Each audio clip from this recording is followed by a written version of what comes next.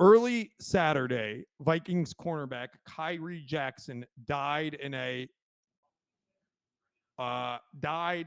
automotive accident in Maryland. He was only 24 years old. Jackson, who played college football in Alabama and then Oregon, was a fourth round pick of the Vikings in April. He was the front seat passenger in a car with two other men. 23-year-old Isaiah Hazel was driving, and 24-year-old Anthony Litton Jr. was in the back seat. So basically, what happened was, Jimmy, they were rolling down the road, and somebody in an Affinity was speeding and had been drinking and was swerving in and out of lanes and caught the rear of their car, and they spun off the road and went into the tree, and they lost their lives. They did not do anything wrong. They were not being knuckleheads. They were not partying. They were just regular passengers on a road, no different than if Brent and Jimmy were driving down the tollway. That's it. And they got hit by somebody that was intoxicated and was speeding. And they're all three of those guys went to the same high school together in Upper Marlboro, Maryland. And their coach said, I love them, and I wish I could say it to them one more time. The legacy of those guys is going to live on forever. They all played college football at the Division I level. It's incredibly sad. There's no question here. Thoughts, Jimmy, on this tragedy, and just, how do we move forward with these type of things? Well, obviously, thoughts and prayers to the family who lost their loved one, their son, their brother, cousin, friend, at such a young age, and with seemingly such promise in his life, and reaching his dream or part of his dream and goal of getting to the NFL. But what this does teach you is that life is fragile and that we should enjoy every day that's given to us, and that's why we hear the term about being present in the moment, and because this life is a gift and it can be taken at any time. There's no rhyme and reason to it. There's nothing that we can really point to and say, oh, this is why it should happen. um God works in mysterious ways, and I think that when you ask, how do you move forward, is really remembering the young guys as teammates in the sport that they love, and create a scholarship that will, kind of combat drunk driving or hit and run victims that will benefit kids in their area.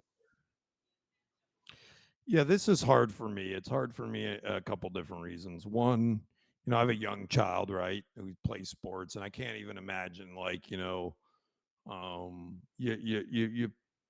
spend so much time, you accomplish your goal to go to the NFL, and then you die because some moron was drinking and driving, right? It's horrible. I can't imagine how the family feels, right? These other gentlemen that were with him, they had played together, they grew up together. um and then the other thing that strikes me is, how in the hell do we still have drunk driving when we have Uber? This must make this makes zero sense to me. How or why are people still driving drunk when we have Uber?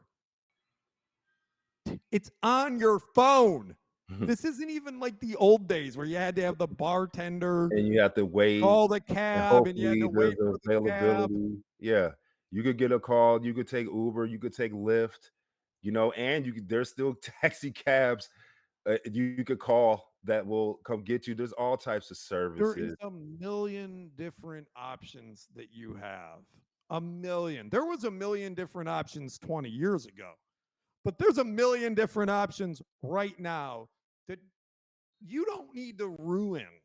And it doesn't look, Jimmy, at the end of the day, it doesn't matter that these guys are football players or that they were Division One athletes. It's sad because of that. But it would have been sad if it was just a regular family down the street that this happened to. Absolutely. These things don't need to happen. They don't. They are preventable. And I And think that's why, it's like you just mentioned, you just shine the light on that. It happens or has happened so often that the only time, or it seems the only time that we really discuss it or it's brought up is when it happens to someone that's in the public eye. that's right. And It that's probably why the happens a legacy lot has to more than be. you it probably Yeah. happens far more than you and I can imagine. I bet if we had the stats, we would be appalled, Yeah. right? But I think that what we can do as people on a show, and that what the family can do and other people is, this is our opportunity to say to somebody watching, don't be an idiot. If you've been drinking, get a ride, call an Uber, have the somebody will pay for your Uber. I'm almost certain if you don't want to pay for it. You could probably go up to 10 strangers in a bar and 8 would pay for your Uber. I'm almost betting it. Like, don't be an idiot. That's the lesson